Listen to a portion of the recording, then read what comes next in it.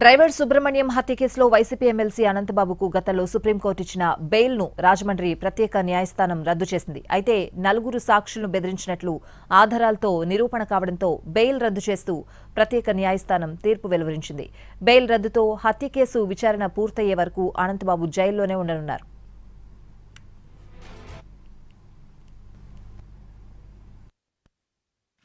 న్యాయస్థానం దృష్టికి చాలా స్పష్టంగా అన్ని ఆదేశాలను తీసుకెళ్ళాం. ఎందుకంటే సుప్రీంకోర్టు ఇచ్చిన ఆదేశాలను ఏ విధంగా తొంగలో దొక్కారు, సాక్షులను ఏ విధంగా బెదిరిస్తామన్నారు, ఆ విధంగా జరిగితే స్వేచ్ఛగా ఈ హత్య కేసులో వీధి సుబ్రహ్మణ్యం హత్య కేసులో విచారణ జరిగే అవకాశాలే లేవు అని చెప్పేసి స్పష్టంగా న్యాయస్థానం దృష్టికి తీసుకెళ్ళాం. అంతేకాకుండా సుప్రీంకోర్టు ఇచ్చినటువంటి ఆదేశాలను కూడా సాక్షులను బెదిరించొద్దు, ప్రలోభ పెట్టొద్దు, వాళ్ళని తప్పుడు సాక్ష్యం చెప్పమని చెప్పి ఒత్తిడి చేయొద్దని చెప్పారు.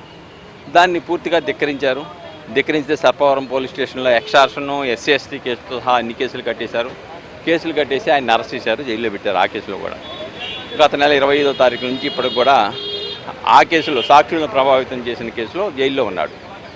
కాబట్టి ఇవన్నీ కూడా ఆధారాలు సహా, ఎందుకంటే సాక్షులకు ఒక్కొక్క ₹1,00,000 ఇచ్చారు నలుగురికి. ఆ 4 లక్షల రూపాయలకు కూడా పోలీసు వాళ్ళు హ్యాండ్ ఓవర్ చేశారు.